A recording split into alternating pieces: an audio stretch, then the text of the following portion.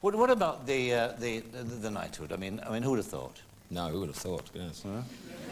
I've had some letters saying maybe it should have been Dame.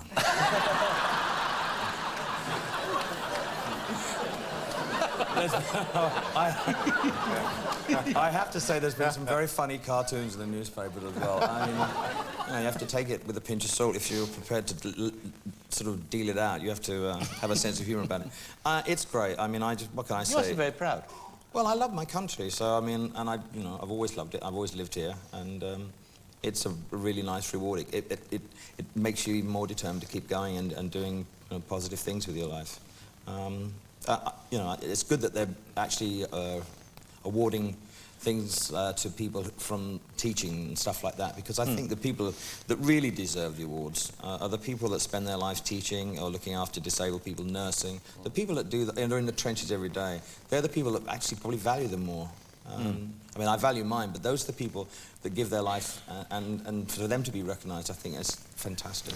Well, it's been an extraordinary time for you all round, of course, with that Di, the tragedy of her dying, and you doing that song in the Abbey. I don't want to dwell on that, but I mean, it must have been a very difficult thing for you to do, in terms of just the performance of... Automatic pilot, really. Was it? It was absolutely automatic. I mean, automatic pilot and an auto cue. Well, I had an auto cue there because I'd sang the song so many times the other way round, and if I'd have sang Goodbye Norma Jean, I'd have probably been beheaded on the spot. And also, you just, with that many people watching, I just couldn't afford to mess it up. So emotionally, I don't really remember much about the whole funeral, and I was in the whole Abbey, and then I went back and watched it after I recorded the song. I mean, I'm sure people are so fed up with that song by now. No, I don't know. No?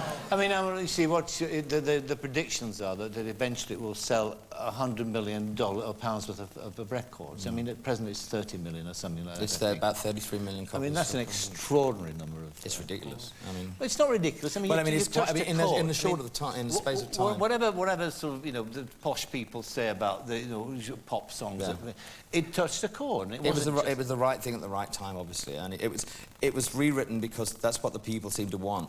They were coming out of St James's Palace after signing the book saying, well, I wrote something about Candle in the Wind. So that was the obvious thing to do, and Bernie suggested... I wanted to write something new, and Bernie said, no, let's write Candle in the Wind. People know that song, and if you rewrite the lyrics, people at least have something that they know. And so... Well, can any of you account for that extraordinary display of grief that there was in the nation? I mean, why? I mean, I've never seen anything like it in my lifetime. It just tapped something, didn't it, within the great big reservoir in nations, not just ours. It was there. I think people would. I mean, I just think people latched onto the fact that she was accessible. Yeah. And whenever you met her, no matter who you were, she was so much fun. And you liked her, did you? Yeah, tremendous. Yeah. I mean, I thought she was always fun to be with. And we had a slight falling out before she died over, a silly thing, which friends do sometimes. But she was always, no matter who was in the room or who was in the, in the area that she met, doesn't matter where they came from, she was just easy to talk to. And I think that accessibility and the fact that she did care and that she did shake hands with an AIDS patient before, which was incredibly brave. The royal family don't do those kind of things, and she did. I mean, other members of the royal family work incredibly hard too. The Princess Royal, I know, works really hard. But she was accessible, Diana, and I think that was why people loved her. Yeah, it was remarkable. Now, let's just move on a little step further. Academy Award, working with Tim Rice. Yes. Sir Tim. Sir Tim. The two of you now, two sirs. I had a fax from today saying signed Sir Tim to Sir Elton. How nice. How nice. Couple of old nights. Nice, isn't it? Nice, a couple of old nights. A couple of old nights, yeah. But you're doing it. Yes. I'm doing what? I've had the warts removed and I'm doing something else now. You're doing Aida? I'm doing, yeah, we've written Aida. You've written Aida? We've rewritten Aida, yeah. Yeah.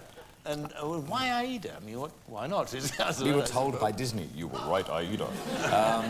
After The Lion King, they wanted me to do another animation thing, and I just said, no, I can't not. It's been so successful. Give me something harder. So they said, well, rewrite Aida, which has already been written very well by Verdi. But that's fairly hard, yes. So we did, and we've done they're casting it at the moment, and it should start next year. off Broadway somewhere in Atlanta or somewhere, maybe Chicago, I don't know. You must find now that you're off of the drugs and all that sort of thing, you've got so much time to do things now. Oh, it's incredible. Yeah, must be. Well, I love doing things. I love working. I mean, Yeah. the thing that, the reality is, because I like to work, that's what saved my life. Because as you mentioned before, even though I was rat-faced and out of my mind, I still toured and I still made records. That's right. Otherwise, I'd be in a bin liner bag by now. Yeah. Have you thought about, finally, have you thought about the autobiography? Because it is, as I said in the introduction, it's an extraordinary story from where you started, pub pianist, to where you are now. And it's not been without incident? No. No. It's a mad, you know, it's just worrying about the libel suits. And, you know, I can't remember a lot of it. I mean... Well, do you remember Geoffrey Bernard, when Geoffrey Bernard put that famous letter in the Times, which said, I'm writing my autobiography. Anybody who can remember what I did between 1960 and 1970, please write to me. It's a bit like that, yes. Yeah. I'll write to you. I'm sure you would, yes. I'm just thinking, when you do your autobiography, I've got a picture here. Look, there you are. And it's very butch. Very butch. Now, that was 1974. Yeah. What a strike force. Yeah. Billericay, if I remember right. Billericay. I scored 2 goals on that day. You also got clattered by one of their defenders. Yeah, absolutely. That's why I stopped doing those football things. As much as I enjoyed doing them, there was always somebody wanting to kick pieces out of you. You got stomped that day in the first 5 minutes because Bobby Moore went up to the guys on our side and he said, "Here," he said, "Ease up." He said, "He's a puff, my dad." You better be careful. Yeah. I remember it well.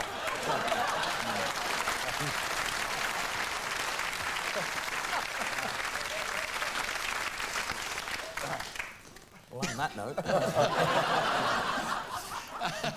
I was going to say that 5 minutes later they took the guy off on a stretcher. Bobby was seen to it. Yes. Very, very quietly on the blind side of the referee. Yeah, my hero. Well, I mean, it's great to talk to you. Great to see you looking. I'd love it to be back in humanity again. All right. And to see you. All right. And Elton John, thank you very much indeed. Sir Elton John.